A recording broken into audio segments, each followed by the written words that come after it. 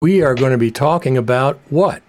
NAB and Final Cut Pro and related subjects today. Look who we have today. We have Brad Olson and Braden Storrs. If you don't, you guys know Brad. He's the producer of Off the Tracks, the documentary, and Braden is the administrator of which group is it? Final Cut Pro group? which of the 10 of them? Final Cut Pro. 10 editors. 10 editors. Now, Braden, are you coming to NAB? I know Brad is. I would absolutely love to, but we are in just a really too busy period with work. So is that right? Big projects in post. I have a member of my team I'm going to be replacing, and just a lot of fun right now. So, but it's good. Excellent. That's what you'll be watching, all the happenings and stuff that's going on, I'm sure, from... Oh, yeah. Absolutely. So what do you think about the lack of any Final Cut Pro specific news at this NAB compared to the last 2 or 3? When that last update came out, I was like, oh, okay, that's interesting. Usually when they've kind of held off, when people have expected them to update, they usually come out with the next one a fairly large, right, something happening, whether it was 10.3 or whatever it is. So I am wondering if, with all the Mac Pro talk this year, if they're wanting to kind of bolster one and the other by releasing them around the same time. That was a thought that crossed my mind. It's like, here's our Pro application and here's our Pro, hardware to go along right. with it. That was an idea that crossed my mind. I know they've been working on tons of stuff, I'm sure. So there's just going to be, I'm interested to see what that is. I think that's a fair assumption. I could see in June there being a preview of a Mac Pro. And it's not the first time. Like when they announced some hardware before, they said there's going to be a new version of Final Cut with VR at a WWDC, and that was months before. And then I could see in the fall us getting our hands on, a Mac Pro and a new version of Final Cut Pro 10 at a Creative Summit. They usually like to, for the Creative Summit, they bring us in, and like last year there was the new Mac Minis, and we had the Mac Pros in 2016, so I could definitely see there being a little sneak peek preview of what they're doing for Video Pros at WWDC. It'd be really cool. And just because there isn't Final Cut Pro 10 specific news, I do think there's some exciting things that I'm sure Richard's got on his list to talk about, and some interesting developments this week even. Yeah. And are Apple Pro related. No, absolutely. We've talked about it prior on these other live events. We're talking about, to me, there's 2 things that'll be at NAB. It'll be a ProRes RAW update. It's going to be much wider adopted. And the other thing is I'm expecting the new Final Cut Pro numbers, because they've announced them the last 2. In 2017, they announced 2 million user seats. In 2018, they announced 2.5 million seats of Final Cut Pro. Last fall, there was some kind of a situation where Atomos announced 3.5 million, but that wasn't official Apple as far as I know. Yeah, and that could have been a slip. Well, that's what I'm thinking. 2.5. Exactly. He might have probably meant 2.5 or 3 or... That's exactly what I'm thinking. Or maybe he just had some number he wasn't supposed to tell us. Right. Yeah, we don't know. I think there's not a Apple specific event this year like we've had FCP Exchange in the past years. Right. However, the LumaForge made a really cool announcement that with the director and editor of Skin, the Oscar-winning live-action short that was cut on Final Cut Pro 10, those guys are going to be interviewed at the Super Meet by a member of the Apple Pro Apps team. Big deal. And they didn't say if it was a marketing person, which would be my assumption, or someone else. But I'm really excited to see who's going to actually be interviewing up on stage. And to me, that's just another, like, Apple normally doesn't get up on stage with other vendors, other people, but maybe because the Super Meet event, or not Super Meet, can't call that the Faster Together stage. Sorry, old habits. The Faster Together stage this year is different than the Super Meet in years past, where the Super Meet really started becoming more and more about HP and Avid and Adobe and doing their product demos and basically selling stuff to us. And this year there seems to be a lot of focus to getting back to the users. So maybe because of that, Apple feels comfortable being represented among creatives as opposed to, and they're not in a function where they're selling us, not exactly selling us Final Cut Pro. They're talking about a creative project that was done with Final Cut Pro 10. Exactly. So I'm really looking forward to that, and so at least we know that there'll be someone on stage officially represented, and who knows, maybe that interview will actually go live on LumaForge's YouTube channel, which would be really great exposure for Apple embracing that kind of creative professional. I completely agree with you. And the only issue is typically with Apple, they have to approve the final cut, right, so to speak. Right. Which LumaForge is, over the past couple of years, they published the Lassie Pug demos of the new versions of Final Cut 10. So they've got that relationship in place already. That's exactly what I was referring to. Plus, I made a little pun on Final Cut. The Apple team has to. And you know about Brad. Oops, this way. I don't know which way I am. Yeah, I'm pointing over. Space to you. is relative. I don't know. Well, I don't have the live stream up, so I'm just on the Skype call, so I don't know who's in what order. Yeah, I think I'm on the right. You are on the right. I'm in the middle, and then Brad's on the left. But that's facing me. I presume it's that way for everybody. So do I point? That way? No, the other way. That way. There you go. You're that way. Yes. Okay. I don't have a free sandwich for you today. Yeah, that was so bizarre because everybody thought you were at your house and some lady just walked in with free sandwiches. Yep, a lot of people thought that. No, I was at my office. They were going around the office building. But now I am in a house. So the last time I was packing up the office that day, and now I'm unpacking the office. So do you like moving? No. I'd hate it It's too. awful. Does anyone like moving? It's good in the sense that you get rid of a lot of garbage and things that are in storage and things you're not using, and so that feels kind of good. But then you have to go buy a bunch of stuff that you didn't need before. Right. It's a pain. We're still in the process of unpacking, and I'm leaving tomorrow for Las Vegas. So I'm sure what are my you doing wife's in really Las happy with Vegas? What are you doing in Las Vegas? There's some gathering of like 100,000 plus people from around the world that are interested in stuff that I like too. What he's going for is the exercise because of the miles you have to walk to get. You get in about 20,000 steps a day. Is that right? Is that what it is? Yeah, depending on how accurate my iPhone is, that it may not be. I don't have a official like step counter, just the iPhone one. Mm-hmm. So it could be off. It probably doubles my steps, making me feel better. Oh, at least I got 2,500 steps in today. Now it's more like 700. That's good though. I do expect, because I go running in the mornings typically, but I'm not going to be doing it in Las Vegas. I have a feeling I'm going to be out late. Yeah, probably. There's some parties at night. Yeah, last year it was like 1 to 2 in the morning every night. And then what time do you get up? It seems like. I didn't wake up too early, but between like 9 and 11. Well, that's not too bad. Because there's not too much going on in the morning usually. Well, the other thing is that since there's not any Final Cut Pro specific presentations, I mean Apple official strictly Final Cut Pro presentations, it's less Final Cut Pro-y this year. I mean, well, in Final Cut Pro, they did I guess have that room at the convention center, but they don't have like a booth that they're at all the time. No, you're absolutely correct. Not a booth. That they had the FCP Works Final Cut Pro Exchange place in the South Hall. They've had that for the last 2 years. Yeah, and before that we were at the Renaissance across the street. So. Right.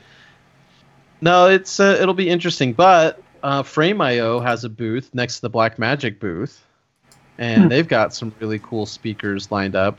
Michael Chioni, Stu Matchowitz, and other people are going to come speaking there. I saw that. And LumaForge is going to have a jellyfish being demoed at the Frame.io booth. So I'm definitely going to hang out there a bit. It'll be a lot of fun. And Emery showed a picture of their mock-up. He's like, somebody stole our company credit card and got a booth. So it looks really, really cool. I think that's a great place for them. In fact, historically, I don't know if they're across from them or next to them, but Red used to have their booth. Their app, I think Blackmagic took over Apple's space, and then when Red left, Blackmagic absorbed more space because they have too many products to show. So they're like, I think in 5 years the whole South Hall will just be Blackmagic. Well, I agree with you. So I'm bringing up the ProRes article that Scott Simmons wrote over at ProVideo Coalition. All these people are now supporting ProRes RAW, and the interesting thing is they've pre-announced this. Assimilate, Colorfront, Filmlight, MTI Film, Telestream, Grass Valley. Yeah, that's an interesting one. Yeah. Well, I will throw out there Assimilate, Colorfront, and Filmlight. Those are the high-end, color grading and DIT workflow solutions. Okay. I mean, that's the tippy top of Hollywood high-end film and television. So the fact that they are getting behind ProRes RAW means that they are anticipating a change in even high-end workflows supporting ProRes RAW. Last year, Atomos was very clear about their messaging. Hey, this is like a prosumer kind of area that we're targeting with the release of ProRes RAW. But the fact that you've got these serious players coming in, I mean, it's not cheap software and it's not used by your grandma. So it's gonna be interesting if that's what they're anticipating and they're laying the groundwork to support ProRes RAW. I think that Apple's vision for it is pretty big, and a lot of the naysayers who've said, "Oh, it's dead on arrival" and whatever, it's like they wanted to work this out over time, and people forget it took a few years before regular ProRes to take off. And because it was like 2007, and it wasn't really till 2010, 2011 that ProRes became the de facto delivery and camera acquisition and editing format that it is now. So I think anybody who is so quick to judge in 2018 and say ProRes RAW is not going to be supported by these people, I think that's a bit premature and very foolish. Especially now, I feel confident saying that with high-end professional companies. Like, if you go to Assimilate's page, it's right on the top, ProRes RAW. Right. That's a big deal. Nice. And the other thing is Pond, is it Pond 5 that does the clips? Yep. They have a special ProRes RAW place for people. Yeah. Oh, really? Yes, they did it. They did it with Red before. They had one for Red footage. Exactly. And so now if you're shooting ProRes, that's a great market. Anybody with like a Nikon Z6 and shooting ProRes RAW on an Atomos recorder. That's great. And here's the other nice thing about places like that. My frustration with Pond 5, and have you been doing a lot of have you pulled a lot of stock footage clip from Pond 5, Braden? Or places like that? I haven't actually, for the most part. We've used various other sources. But you've been in the stock footage game as far as for sure. The thing that frustrates me the most about stock footage is you look at a clip, it's the perfect shot, but you're looking at a low res preview, and you go to buy it for $80 or whatever, and then it turns out it was shot on some crappy HDSLR, and it's overexposed or it's interlaced or there's something weird about it, and you couldn't tell that from they're like, oh, download the ProRes. Well, they just transcoded it to ProRes. So the nice thing about going to like the Red RAW and Pond 5 or ProRes RAW is at least that there's some level of quality standard that they have to reach. Absolutely. Yeah, because ProRes is just an acquisition format, right? Well, ProRes is a lot. I'm sorry, ProRes RAW. ProRes RAW is solely an acquisition format. Correct. Yes. Yeah. There's no sense in filming in one format and then transcoding it to ProRes RAW. That makes no sense. Yeah, it's But not you even can't- possible. You can't do it. It's not a, Right. Yeah, Okay. you have to have the hardware Right. like in place to do it. I will say I think they could have been, and I'm sure it was a bit business political decisions in the background. I think they could have been a little clearer last year. We all assumed and kind of knew eventually they would open it up sometime, and maybe within a year or whatever. But it was Atomos and ProRes RAW, and it was their kind of branding, and I think that was probably a big influence as far as the exclusivity. I can't say that word. Yeah, that's the exclusivity. That's exactly right. Exclusivity of the codec. But they could have, as far as just transparency and trust and people kind of, being like, oh, okay, this is going to go somewhere. They could have just said, this will be an exclusive with Atomos and DJI or whatever for this amount of time, and then we're going to be opening it up to all of these applications, blah, blah, blah. Just in that sense, they could have got a little bit stronger backing to the general industry. Just my opinion on that, but obviously, it's nice now, but... It's a fair point. I think behind the scenes... the way it's kind of like, let's see what happens and then we'll plan our next move. I mean, having been like in self-distributing my own movie, for example, people assume I had all the answers as far as, it's going to be available in these countries on these platforms and this place and whatever. And I had to go step by step. And it's like, yes, I want to do that, but I've got to do these 6 things before I can get to that. And it may not even happen depending on what happened. So, I mean, they obviously couldn't have pre-announced, and said last year, and we'll open it up to Adobe and Blackmagic and whoever, because they had to make those deals first. But I think having some clear messaging that we want to see this. Something official from an Apple's person. Exactly. At the time, maybe Steve Bays was the guy to just publicly, say, here's our vision for ProRes RAW. Sure.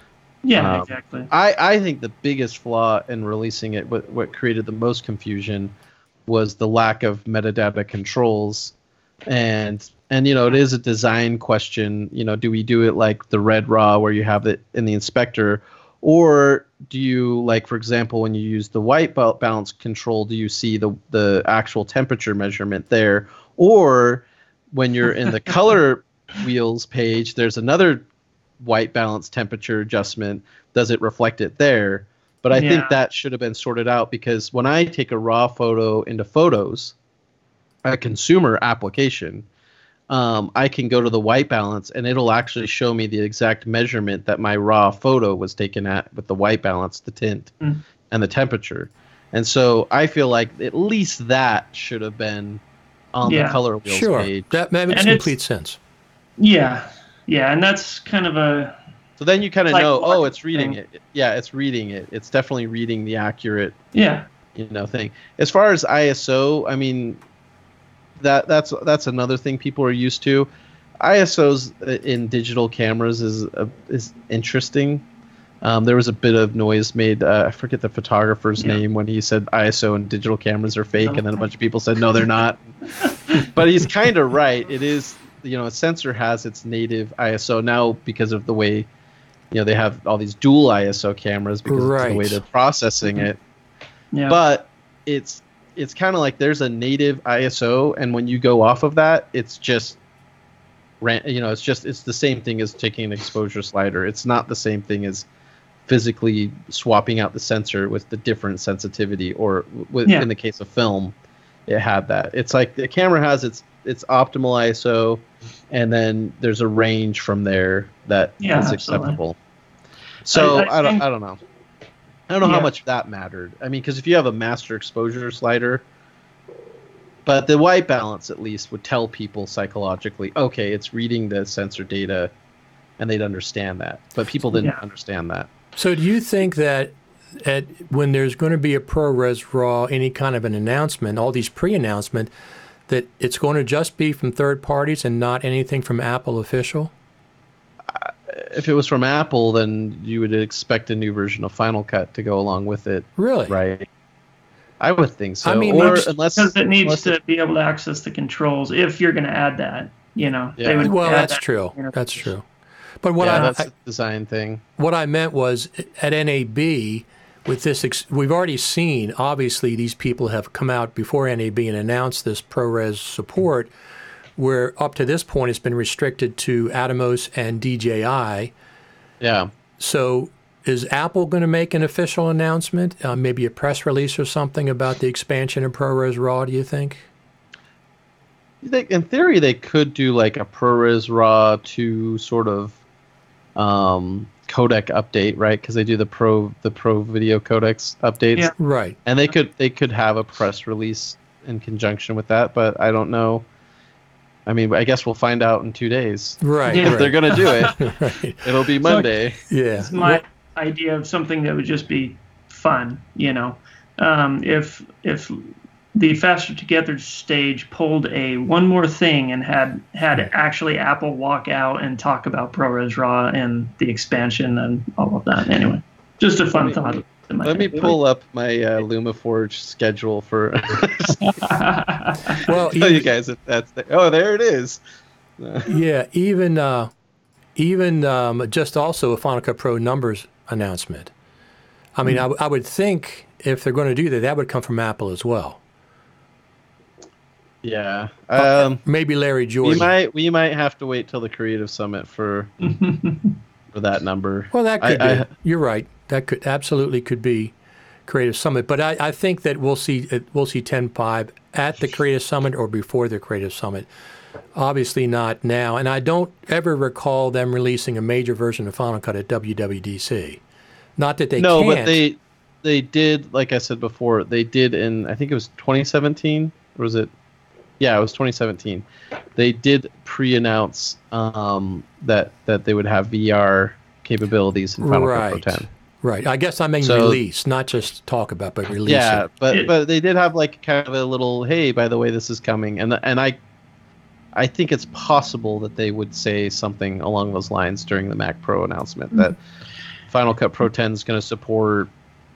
I don't know. Like, that would be really cool is if they're talking about the Mac Pro and they're talking about 10 gig Ethernet and they're talking about networking, which what kind of happened with the Mac Mini. Right. Right. And if they said something about, collaboration with the new version of Final Cut coming out later this year, so that facilities can collaborate and share libraries. I mean, it would be, I don't know how they would word that, but that would be my little dream at WWDC if they said something along those lines. Well, that would make sense. You're absolutely correct. They do pre-announce things at WWDC, but I've never seen them release any major Final Cut Pro version around WWDC. No. They'll hold that off till we have a Creative Summit. Right. If they do, though, that'll probably be one of the longest stretches between 2 years. Between large updates. 2 years. That would be a little surprising. So I'm curious. Well, the thing about Final Cut Pro and a major release, it doesn't have to be around an event. They can release Final Cut Pro, a major release, at any time. It's just interesting when it's done at NAB or the Creative Summit. But they can release it at any time and then have an update at the Creative Summit. That could happen as well. It depends on how far along they are with 10.5. We got kind of two. I mean, last year, I'm pretty happy with the updates last year with Final Cut Pro 10. It wasn't 10.5, but we got some amazing functionality, and in a way, I could, if they are figuring out a way to share libraries, I think that's a very complicated thing that requires them to once again kind of break open, just like when we went from 10.0.9 to 10.1. They're gonna have to break open the library structure and solve some creative problems, and that would take time. I could definitely see that taking some major XML rewrites and everything else. Yeah, and just the whole way the database is structured. I think that's what I anticipate if they are working on it. So to me, it's a good sign if it takes till the fall. Yeah. I wonder if they'd have kind of a standard like current library option, and then when you're create new library or create new collaborative library. Create a shared library or create a two different ones. Anyway. No, absolutely. Yeah. So, Braden, what are you looking forward to for NAB as far as an announcement? Since we're not going to get anything major about Final Cut Pro, anything else you're looking for? It's a good question. Do you use Blackmagic cameras at all? We were going to just at this last shoot, but we weren't able to get one in time, unfortunately. Okay. But I'd love to play around with the new generation of the Ursa Mini Pro. Yeah, that looks really good. Like great little camera.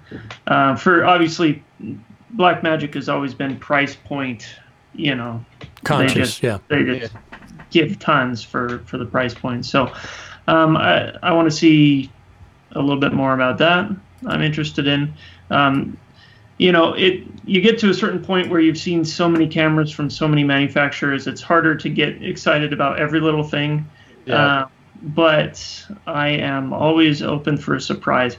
To be honest, last year, on the technical hardware side of things, what blew me away the most was that giant, 30-foot screen that Sony had. I don't know if you went and looked at that. But it was, you walk up to a wall and it's pixel perfect. It's like, looking at your TV and you have this giant wall where you can't see the pixels at a reasonable distance. It's just like, and it's just crystal clear. I can't remember. It might have been 8K. What was the was it 8K or was it higher? No, I think it was just for 8K. I can't quite recall, but it was just. Well, that's the justification for 8K. If you need a 30-foot wall in your house or in your backyard that's just a TV, then you need 8K. Absolutely. Yeah, exactly. Anything smaller, it's like, okay. And that was, what, a couple $1,000? Really impressive display. Yeah. Anyway. It'd be a couple $1,000 for that screen. Oh, just a couple. Yeah. I think it'd be a couple $1,000 to pay. I think it's a couple $1,000 to pay the movers to bring it and set it up. But yeah, just hardware, cameras, computers, everything is getting to such a level now, and it's so accessible, and you can just make anything, at a reasonable budget, and so it's just a cool time right now. It is. And it absolutely is. I want to see Apple with the Mac Pro, all of that, kind of step back in and say, this is what's up. We can throw our punches too. So no, absolutely. I did really like seeing the iMac updates. That was a nice. Yes, it was. That was a real nice sign right there. So. But I presume they're using the same motherboard or something close because they only have 2 Thunderbolt 3 ports still, which is kind of surprising considering the Mac Mini has 4. Yeah, and the iMac Pro, and it seems like all of that was moving that direction. But yeah, that's where they've stuck for. Yeah, we talked about that, I think, the last time I was on, but I think 2020 we'll see an iMac redesign. But right now, I mean, it is for the current kind of model. I mean, it's a very powerful. Oh yeah. You could get an 8-core iMac, like regular iMac. That's crazy to me. It absolutely is. So one of the things is Blackmagic is doing their presentation at 9 o'clock on Monday morning, but the floor doesn't open up till 10 o'clock, which means that presentation is for the press only. So I got in there. I'm going to be there at 9. Oh, nice. Yeah, you got a press pass or something? Yeah, I got some help. Okay, nice. So I'll be in there because I'll watch it on something from outside. Yeah. I'll be on my phone watching it from outside the doors. Well, I don't know how they're going to stream. Who's going to be streaming that? Do they stream live? Yeah. Okay, so they'll have it live. They've done themselves. that every year. They've streamed. Okay. They've streamed the presentation, and and Grant's an interesting person to watch. He's definitely not the type of person Apple would be having doing a live stream, but in the way I'm like, hey, he's a guy like any other guy, and he just wants to make this stuff insanely affordable and available to people. So he's shaking things up quite a bit. No, here's a question. Go ahead. Oh, sorry. Go ahead, Brady. What could Blackmagic do in the Resolve side of things to make it such a contender that it really does take on Premiere and Avid and so forth? Obviously, they keep adding features and whatnot. I think it's already taking on Premiere because I've seen so many YouTube videos of people switching from Premiere to Resolve. Mm-hmm. For one thing, people just hate the subscription. And for another, it's like, oh, well, if you like lumetri color, guess what? Resolve's like 10 times color better. 10 times better. For me, there's a couple things that fall short with Resolve, and I've been playing around on the Fairlight page, and it seems very sparse. Mm-hmm. There's not a lot of, I'm spoiled with Logic and Logic plugins. So when I go to the Fairlight page, I'm kind of like, there's nothing here. So, I've buying a bunch of because Logic comes with so many tools built in. Yeah. So many tools and so many plugins, and the plugins work with Final Cut. So I'm very familiar with the Logic plugins, and not a whole lot of them. I think the AU units are the only things that load up into Fairlight, and that's from the Mac side. And then there's VST, so like my isotope stuff will load into there, but I feel like I'm missing a ton of functionality in the Fairlight page to actually do the work that I'd like to. And then, I've heard some issues of people having some issues with the Fusion page crashing and having some problems. And then I'd have to play. I'm actually about to. There's a rough cut of a feature I'm going to be polishing in a couple weeks, so I'll have some more familiarity with the edit page. But the little bit I've done on the edit page, because I've always done my conforms for feature films in Resolve. I hand off a Resolve project. Yeah, definitely. To the post house. It's funny because like, oh, you cut in Final Cut, and I'm like, yeah, but I'm handing you Resolve project. They're like, oh, great, and it'll all be linked up and everything, so don't worry about it. So I've used their trim tools and different things to just fix the conform and to lay things out. Mm-hmm. And for track-based timeline, it's probably my favorite, but it's a track-based timeline. I'd like to see maybe them implementing some more of the organizational tools in Final Cut, maybe cleaning up some of the design stuff. They have a timeline index that has some functionality that Final Cut doesn't, but it's also not as elegantly designed. It's a little bit clunkier feeling. So I don't know. There's always room for improvement, but I think as I say this, I'm thinking back to your thing of it's amazing what we have available and how much we can do.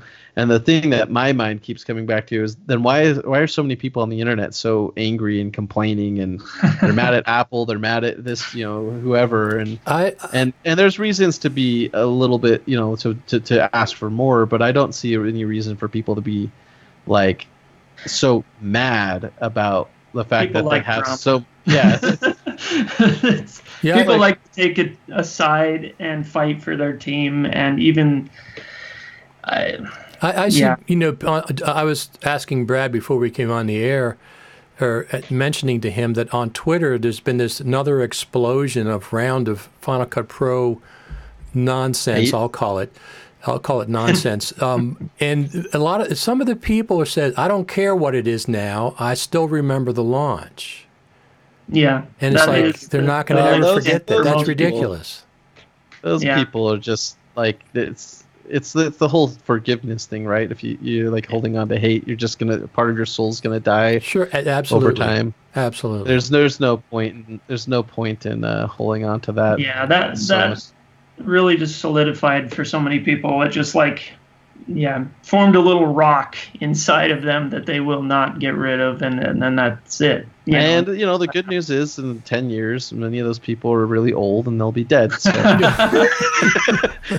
Well, talk about this. To the grave. What if Resolve came up with a combination magnetic timeline? In other words, you could turn it on, turn it off. You could use it for... Well, we've seen that kind of with Premiere Rush. Okay. And then there was another editor that Alex Goldner was sharing. Somebody was sharing like a $20 editor that has clip connections. There's some it was I think iOS apps or something that have that. And there's also the Luma Touch. Yeah. Luma Touch, right? No, the one was from the guy from Australia. What's his name? Ian. Oh, Ian shared. Did Ian share that? Yeah, he showed that Okay. that one with clip connections. Somebody with the foreign accent. Well, yeah, one of those guys.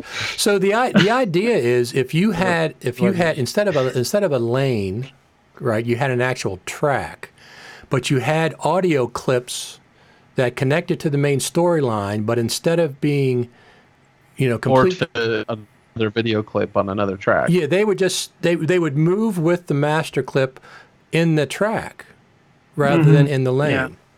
Yeah. That could be done. Yeah.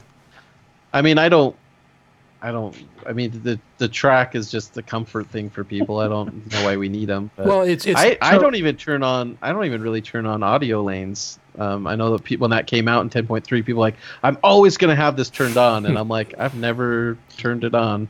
Oh, really? I turn it on and off. When I'm building the edit, it's off. When I'm finishing, it's absolutely on. Easily. I check it. I turn it. I do have to eat my words a little bit. I do check it because sometimes, especially when you have a lot of audio channels, there might be something that should be labeled something, but it's still dialogue 1 and 2. Oh, yeah. So I turn it on, and then I can quickly see, what are the clips that didn't get proper role assignments, and that's kind of the only time. But I don't really use it for. But then again, my sound design in Final Cut is typically not super complicated because it's going to get more complicated in Logic or Pro Tools or something. Right, because you sent, like, off the tracks, you sent out to Pro Tools guy, right?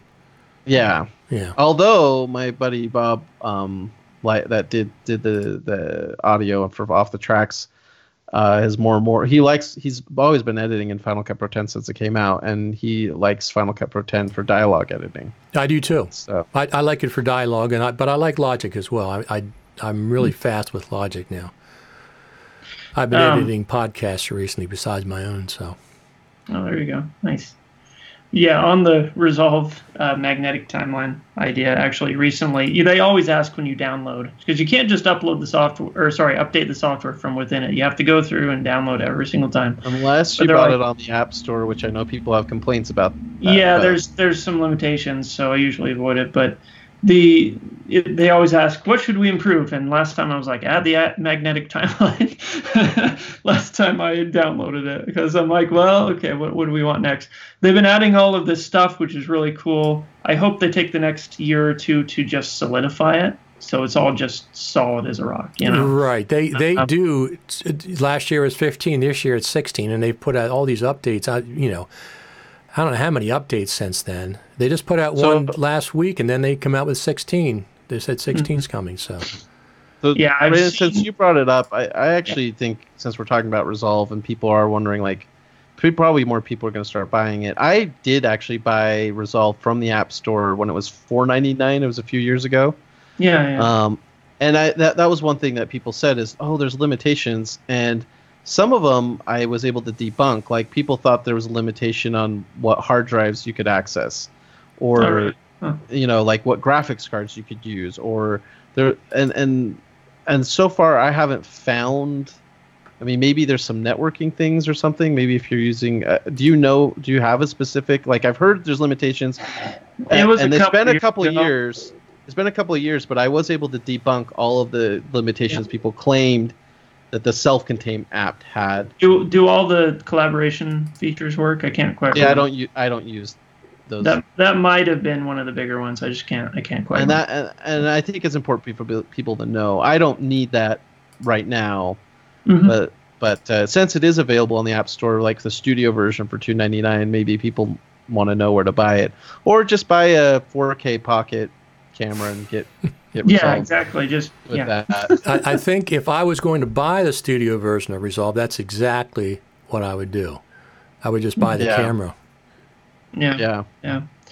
But jumping back just slightly, I have noticed quite a bit, and I want to touch on a couple things, but quite a bit of people jumping to Resolve from Premiere, and also as running the group, quite a bit of people jumping from Premiere to Final Cut. It's interesting talking to various people, because you'll see, obviously, go to any comment section, look at the thousands of memes out there. There's just so much. Everyone just knows Premiere is buggy and crashes. It's interesting there's just a lot of that out there, and so a lot of people are jumping over to Resolve because they're tired of it, or Final Cut, and then a lot of people are just going to stick to Premiere. So they talk about it almost in this whimsical, endearing way. Oh, it crashed again. La la la. Final Cut Classic got to that stage by like 5 and 6. Yeah. Where there were certain bugs people knew were there, and then they just became, just a common kind of like laugh it off sort of. Encountered. Obviously the most common, it wasn't a bug, but the most common issue that we were running up against was the 4 gig of RAM limitation. That was just a frustrating thing that would come up all the time. But there was using certain plugins, like if you used Ultimate Keyer in Final Cut and tried to hit play without rendering, that would crash it. Usually, you end up with that, that screen is like, you need to render your timeline. Oh, okay. Yeah. I'll do that for 40 minutes here, and then so I can watch what I just did. Yeah, exactly. But Premiere's definitely, it's that house of cards. It's getting really rickety and shaky because they just keep adding more without cleaning it up. And but I will say, since we're talking about Premiere, there's one feature that they announced. I don't know if it's implemented as well as I'd like, but it's one I've been asking for a while, which is they have like kind of a storyboard sort of freeform mode where you can arrange your clips and stack your clips on top of each other. They must have listened, I forget the editor's name, but they must have watched that there was an editor who made kind of an open letter sort of video of, hey guys, I'm working in Avid, I'm working in Adobe, somebody please make a better bin organization so I can, and then he gave examples. I want to be able to stack my clips, and when you order my clips, I want some larger than others, and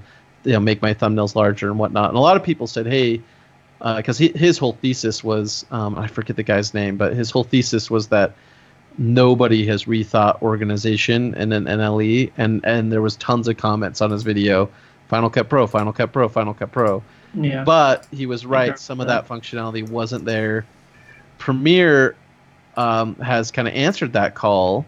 I don't know if it's designed as well as I'd like, but it's interesting that there's a free form, and then you can drag all those clips, throw it on your timeline. I've been wanting, and I've even put in a very specific request for storyboard mode in Final Cut Pro that would be like a keyword collection, but you would just select the little storyboard thing, and you could order your clips, and it would still work kind of magnetically where things move around each other, but you could select ranges and favorite ranges and whatnot, and group them together and reorder in the order that you want the clips, and then from there make a project. Because I can see a lot of just visually having those thumbnails up in a window and being able to kind of sequence it out is very useful. Oh yeah. I wonder what Adobe's winning. What Adobe's winning at is the hearts of the industry, the people, giving people what they want. The trouble, I use Premiere quite a bit, and the trouble is implementation.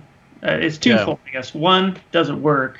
Two, is it designed in a way that you want to use it? Because they've been taking stuff from Final Cut side of things since CS6. Like the smart collection type of things and whatever, but you go to use it and it just feels like a hassle instead of a tool that just kind of flows with your workflow. When you do everything everyone says, you end up with a big mess.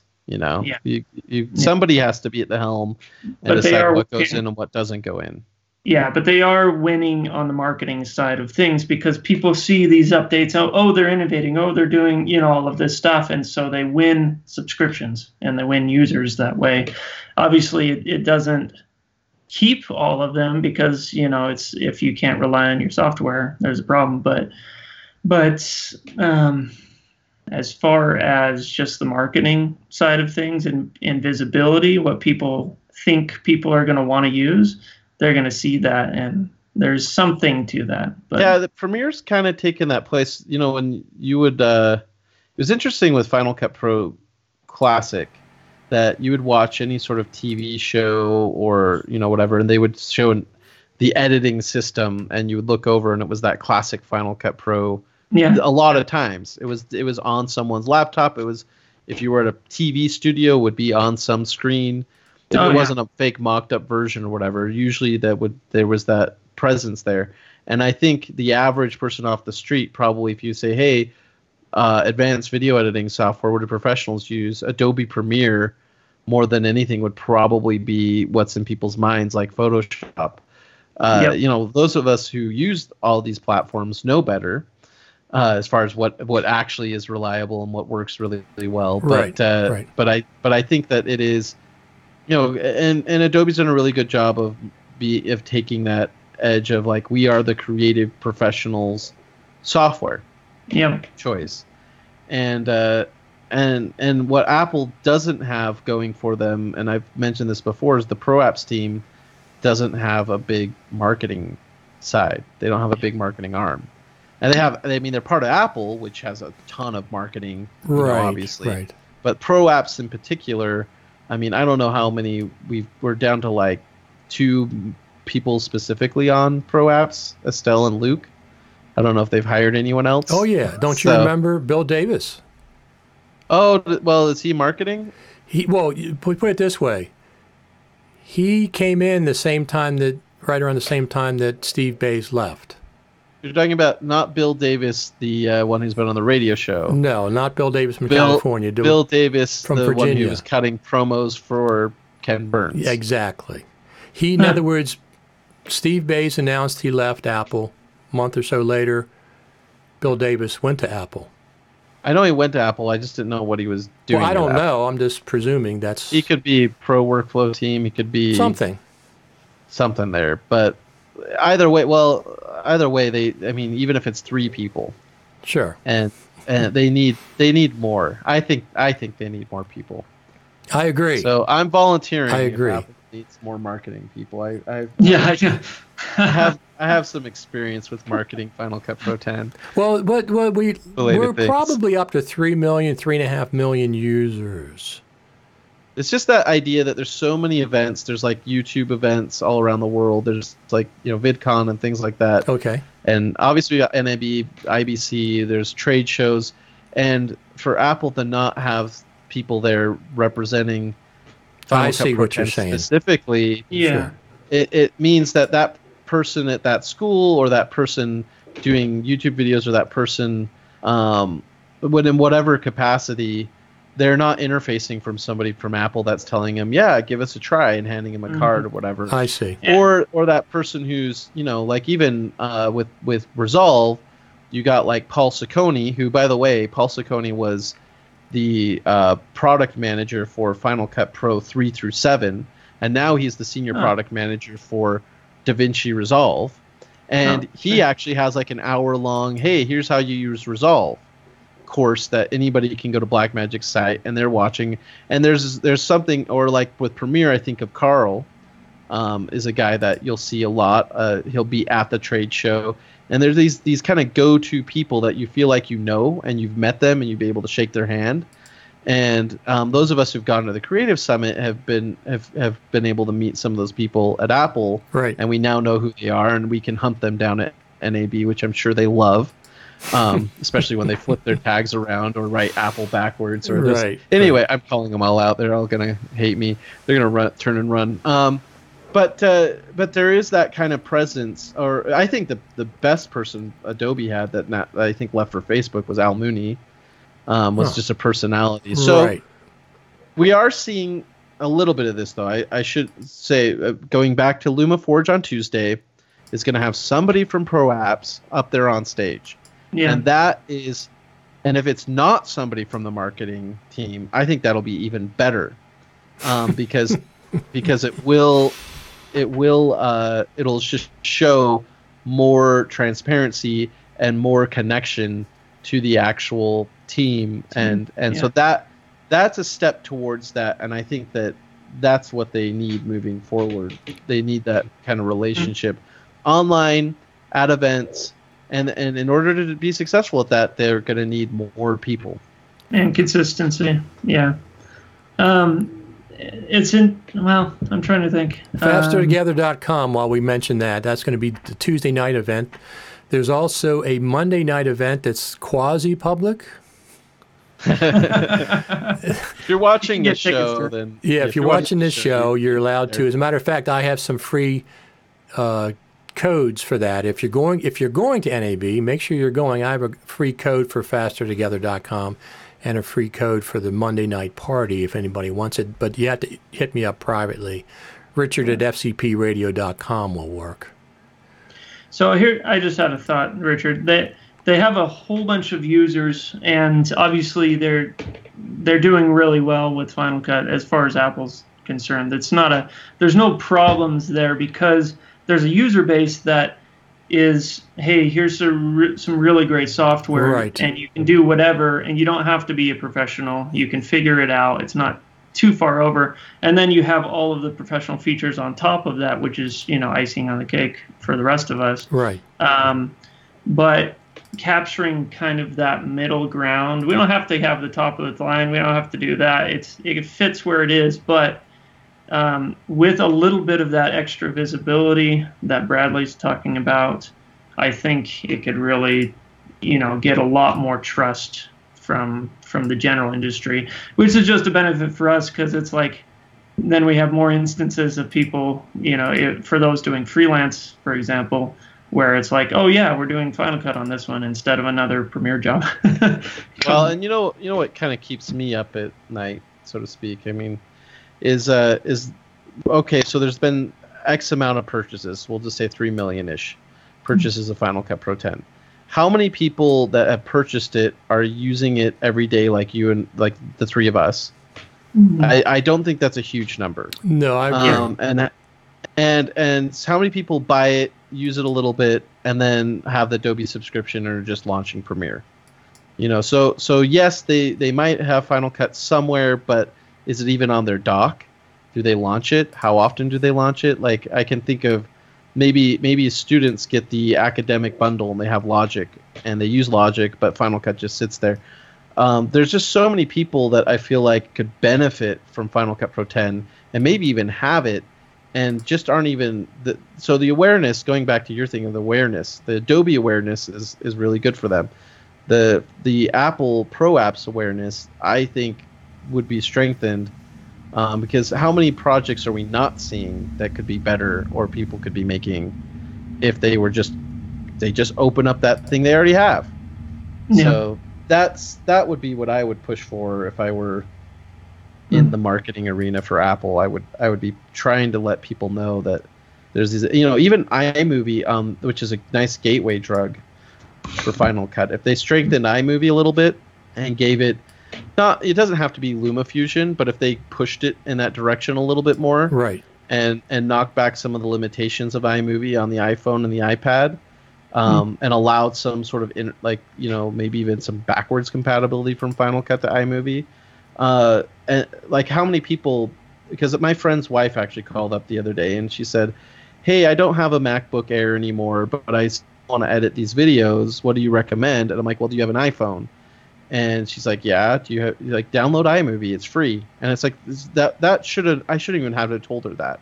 It should have just been obvious. I have iMovie and clips on my iPhone. I should be using this. And the more comfortable they are in that ecosystem, the more comfortable when they do more and more that they're going to buy Final Cut. So that's what I would be looking at. In fact, even iMovie is a great place on the iPhone. Is a great place to start. It absolutely is. Why, do things like, why doesn't iMovie on the iPhone have vertical video? I know we have opinions about vertical video, but iMovie should be able to cut vertical videos. It should be able to, do a bit more. I think it should support more resolutions and frame rates, and it doesn't have to do that in a manual, scary way like in Premiere. Here's your settings, It should just, here's the video clip. You plop it on a timeline, and the timeline handles it, and then you can just choose like what you want to output the format to. And basically saying, is it for Instagram? Is it for Facebook? And it does all those little things behind the scenes. And for those of us who pros, you just have that little eye with a circle, and you click on it, and it flips it over. Sorry, hit my mic. And then you can, like, in iMovie, you can have a little bit, peek a little bit under the hood. We don't need a ton. Right. But right. strengthening iMovie, I think, would be a great step into getting people hooked. Because how many people have iPhones and are not ever thinking about editing their videos in iMovie? I bet a lot of people. I mean, if you got a billion Apple devices that, those iOS, is it a billion iOS devices? 2 billion. 2 billion. 2 billion iOS devices. Braden's upping it to 3. I don't know what the number is. Okay, maybe anyway, 3. you have like over a billion, 2 billion, whatever iOS devices, and that to me should be at least 5 to 10% of those people should be using. I doubt that. I doubt it's even 1% are opening up iMovie. Yeah, but if they kind of did that with just the whole messaging is kind of leading from, you can tie that into iMovie on Mac, Final Cut on Mac. Yeah. It took it a different direction a little bit, yet they could even go to the point where they do Logic, for example, is more or less GarageBand when you first open it up, but if you go to the preferences, turn on all of the advanced features, it becomes Logic Pro. Yes. And if they really wanted to, they could almost do that like iMovie, you open it up, and then just a thought, they could combine the two and just have iMovie and then have a upgrade available right there for Final Cut, and they can turn it on and it becomes Final Cut 10.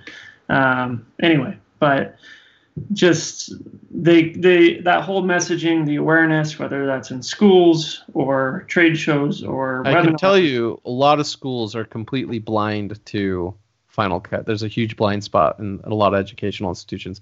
That being said, I know high schools that teach Final Cut Pro 10, but I think by and large, I think the Adobe people are much more aggressive at getting in schools. Well, I think the part of that is Photoshop.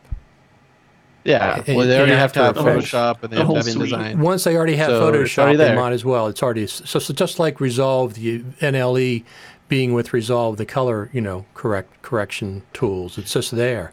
But speaking of high schools, I taught Calvert High School Final Cut Pro class.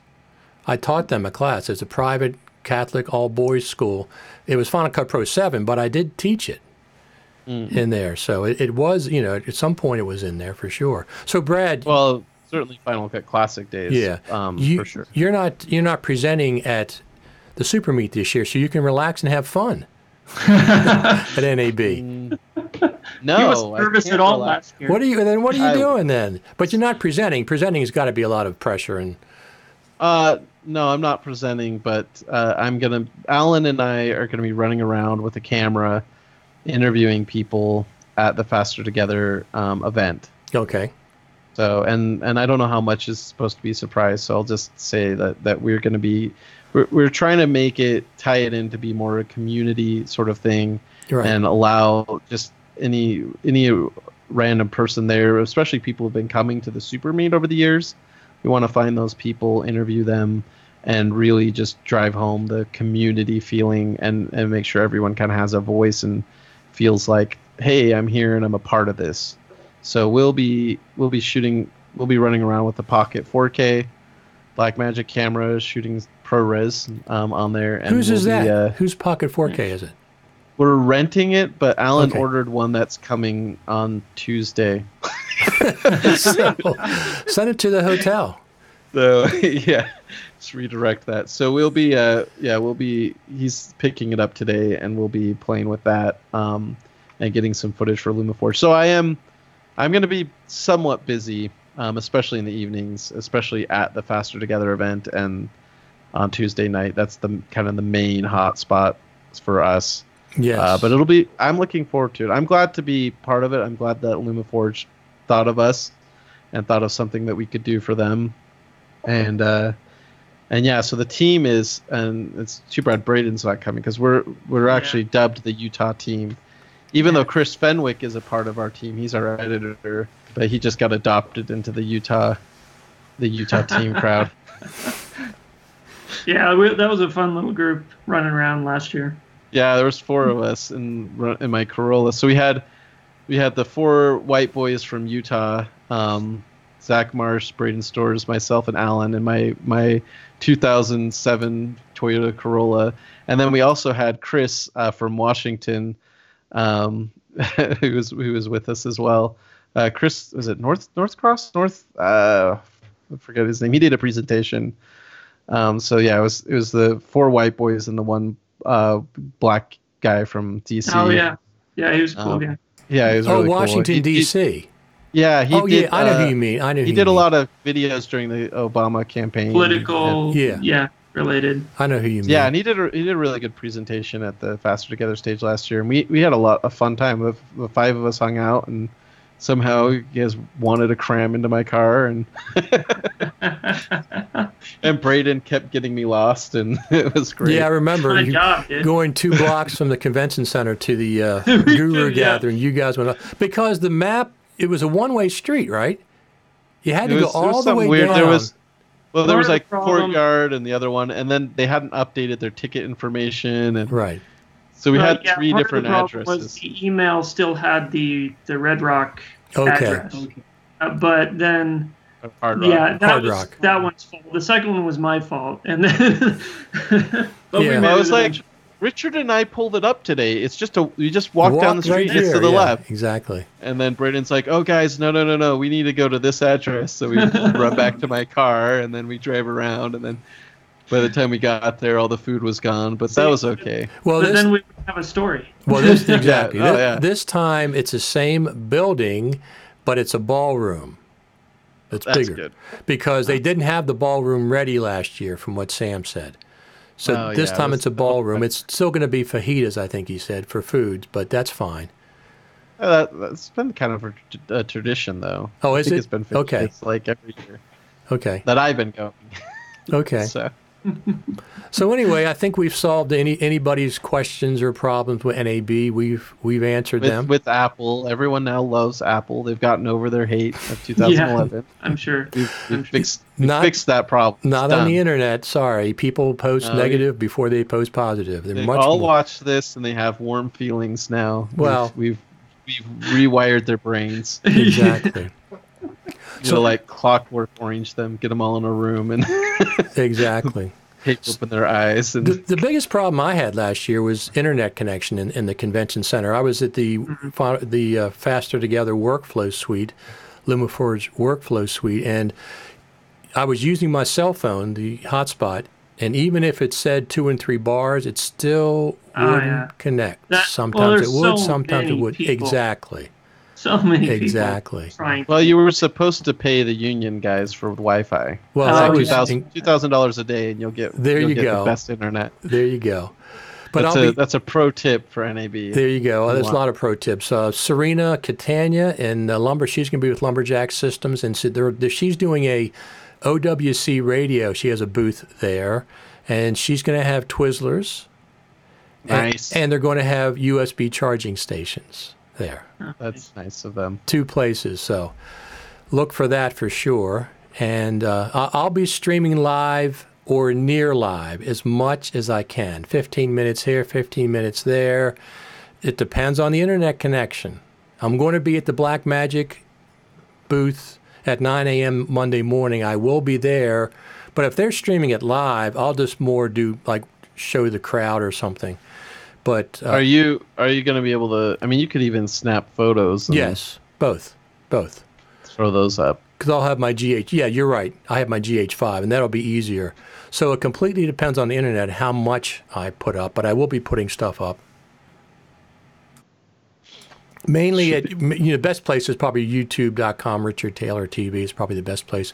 Twitter, the same. I've been right now. We're on Twitter, we're on YouTube, and we're on Facebook Live. All 3 platforms. So Facebook has a lot of viewers. Seems to have a lot of viewers. It's a captive audience. That's kind of people are just glued to it. So if you post something on Facebook, somebody's going to reply and respond. Mm-hmm. YouTube, I feel like is generally like a delayed response. They're watching it later. Yeah, and the nice thing is I feel like YouTube has a little bit more shelf life. Like it's hard to search you're right. video on You're absolutely Facebook. correct. Yeah, the interface on Facebook isn't great, but it's that instant audience, because Right. that's where people are. People aren't just sitting on YouTube waiting, people are going through their feed doing whatever else. Well, on if you're Facebook. 30 or older, you're on Facebook. Yeah. Younger, Instead of then Yeah. maybe Instagram. I You have an A Instagram little bit. account, Richard? I had one for years, but I just opened it up, Snapchat. back up. I put one photograph. Now I have 2 photographs on it. How do you do the video? You got to do it square. But I mean, even the live, you can only do it from your phone, right? You can do wide now for video. But only for your phone, right? No, as far as live video? Any kind No, of, like on. Oh, I guess yeah. I think I'm you have to thinking, use your phone for live video. I'm thinking uploading So- the video. Snapchat, for people who are old like me, I guess, is it just friend to friend, like a group of friends? It's I not don't like know. You can post out to the general audience, and people can find it, or they can follow you or whatever.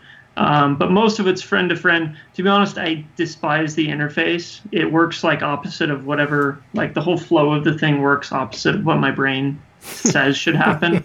And then as soon as you see a message and you leave and come back, the message is gone. I Yeah. never, Whether it's a photo, video, chat. It doesn't make any sense to me. You can't go back and read I had Well, no I thought idea. that was the whole point. Is Snapchat was just kind Yeah, of, it's the point. It was a I way don't to- like the point. yeah. The point of Snapchat was that it's there, you see it, and then there's no record of it after that. Yeah. So Yeah. like, Cool. so like, if you said something offensive, then they can't. Then somebody have to screenshot it Screenshot. in order to share it to the world, but it wouldn't like be on your permanent record unless somebody caught it. So in other words, don't build any trusting relationships. That's the message. Yeah. I on Snapchat, you have to stay anonymous. Whatever. Yeah, I don't use Snapchat either. I just there got a point post Facebook where social media just got too much, and I'm like, I don't have time in the day, and I want to know, is there somebody out there that's got Twitter, Instagram, Facebook, YouTube, all these sites constantly pushing notifications to their phone, and what do they do all day? Is it just they wake up and it's notifications until they go to bed? It and can. then It do really you get can be. and do you get any work done? Do you get anything? Like, I just have to shut off my phone, and there's a lot of people who get annoyed because they're like, why didn't you respond to my Facebook message, or why didn't you? And it's like, honestly, I've got other stuff to do with my life. No, absolutely. I agree with you. And I don't want to be a phone slave. No, I'm enough of a phone slave. I don't need to be more of a phone slave. Yeah, Twitter and Facebook are 2 different kind of crowds. Some of the crowds are the same, but they're like 2 different crowds of people. I And go then on there's both. people on like Reddit forums. And I I'm never like, go. how do you do this? Never go on there. Oh, those. Every time I see a Reddit post, it's always this craziness on there. No matter what it is, it's just complete craziness. So I just, I didn't get involved with the original controversy with Final Cut Pro coming out. To me, it's a waste of time. Well, that controversy was hard to avoid because you've got Fortune and Business Weekly. You have every news outlet was writing an article about Final Cut Pro 10 in 2011. Yeah. And Conan O'Brien. Yeah. Well, that Yeah. was funny though. I mean, wasn't it? Yeah. That was a funny. It was misleading. Well, yeah, but it was it was comedy. Yeah. It wasn't done to Yeah. be hurtful like other people are doing, but we're not going to. I happen to know that it was hurtful to certain people. Yeah. That Conan would take the time to particularly stick it. But stick that do you jab think to that was them. him? Do you think it was him or somebody else in the organization? It was his editors. Well, his editors, yeah, but not him. Yeah. He doesn't even. He's Oh, like but he petition took for the it. time. He took the time to give him a jab. he's and like as Tim well- Cook. He doesn't even know what Final Cut Pro is. I'm sure he's some awareness. Steve Jobs did. All right, gentlemen, we've been on for a little over an hour. Thank you for coming Yeah. on Saturday. So Braden, Yeah. I'll be broadcasting, like I said, live. Just go to YouTube channel. I'll put it out. The problem is when I go live, then I post it to a couple of Facebook groups or whatever. But if you go to Yeah. YouTube, if you go to my main page, it comes right up the top.